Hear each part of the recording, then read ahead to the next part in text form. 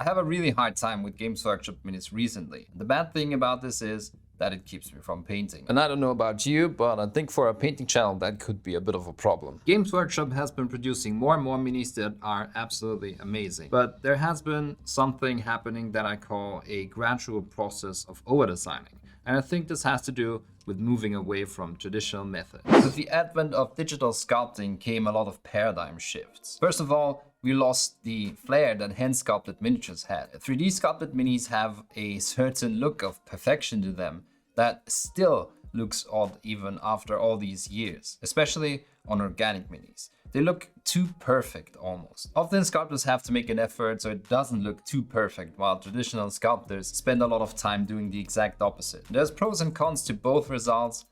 Which is better is in the eye of the beholder, in my opinion. But there's no doubt that the quality of minis greatly improved, simply because there's more possibilities now. Details like spikes and free-hanging chains, or even a hand with fingers spread, has been made so easy. Secondly, sculpting in 3D digital is a massive time saver.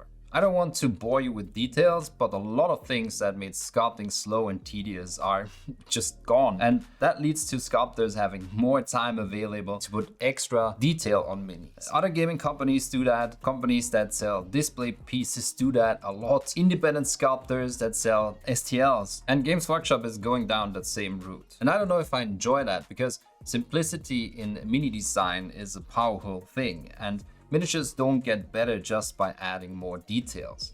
You cannot measure the quality of a mini by the amount of details that were slapped on. The third trend that we see is we got a lot more of these complex designs. Traditional sculptors needed supports for things flying around the mini, or if poses were extra dynamic.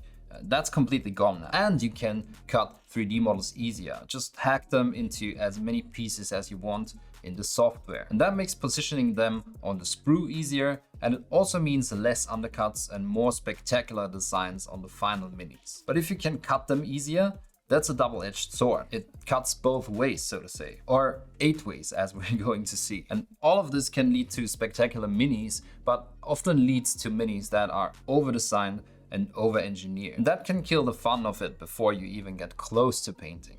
Enter the Dark Oath box. I was so hyped for these minis. The designers did a wonderful job with the proportions, poses and character. The Wilder Fiend feels different and innovative. A Chaos Beast in the same tradition of the Warcry Beast, something different and with so many uses in Chaos armies. And certainly an eye-catcher, whether as a display piece or an army. But when assembling it, you basically have to build a cylindrical object shard by shard, and if you just wiggle one of these parts by a fraction of a millimeter, good luck fitting the last part in without a huge gap. And what you end up with is 1, 2, 3, 4, 5, 6, 7, 8 gaps that you have to fill. Everything is just too many parts, and you don't even know if it worked out until you glue the last part on. And let's say you don't care about gap filling at all. You have this gorgeous mini and you want to paint it for your army quickly, so you prime it after you assembled it, you base coat it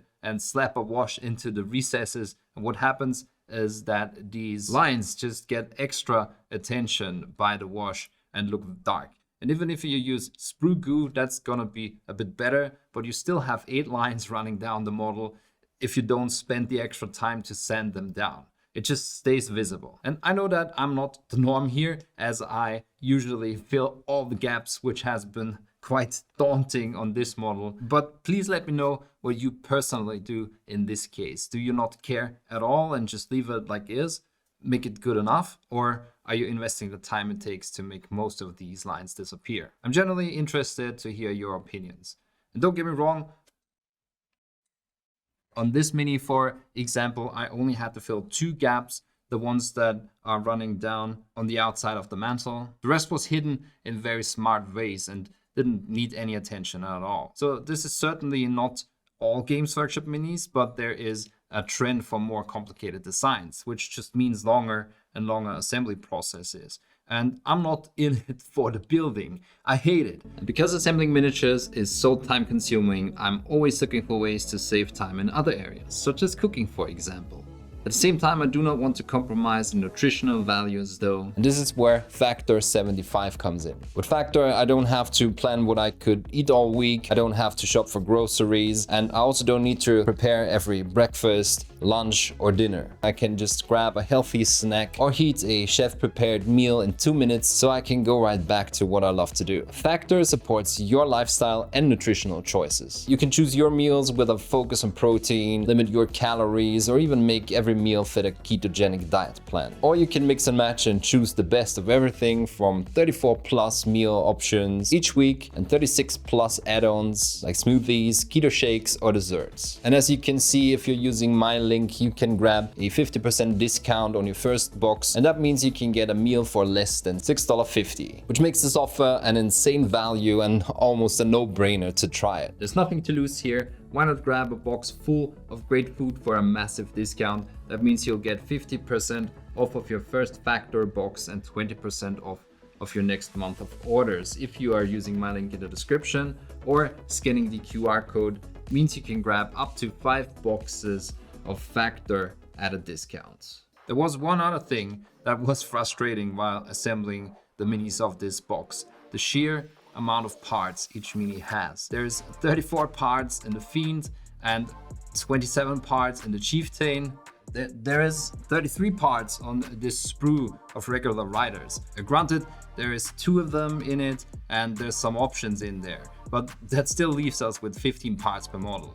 Even the first infantry model in the assembly options has 8 parts, and all of these parts have mold lines that I want to clean, because if I don't do that, I'm stuck with another recess that collects paint and will stick out like a sore thumb. And I can appreciate the effort that goes into designing these models and making everything fit on the sprues, and I see that Games Workshop's mini designers have improved so much over the years. But as someone who despises building models because of the cleaning and the gap filling, this sucks the fun out of it for me. And I even stopped building the Fiend for now to work on something that is more straightforward. Oh, and a side note, I noticed that we do get these raised areas on some of the parts now, especially on clothes. It looks like a handrail to make edge highlighting easier. And for me, that's just another thing I want to sand off, because that's not how clothes look. And I get that this might sound like a good idea for beginners, but I don't know. Do we really need that? Edges were highlighted perfectly fine for decades before this invention. So, in a nutshell, there is so much to do that feels like a chore when working with a lot of Games Workshop models these days, before you can even put the first brushstroke down. And I don't know if the slightly improved poses and slightly reduced amount of filled undercuts is really worth it. I think you could have less parts and that will create less gaps, which is good if you are someone that doesn't want to spend a lot of time filling these. And then some nutjob perfectionists like me can just invest the extra time you are saving this way and hack away the undercuts. At least I don't have to gap fill. So please let me know, does this bother you like it bothers me, or do you not care about it at all? Just put your thoughts down in the comments section. I'm currently editing my next painting video, so stay tuned for that. And in the meantime, you can watch one of these videos on how to make your minis prettier. Thanks for coming to my TED Talk, and I'll see you in the next one.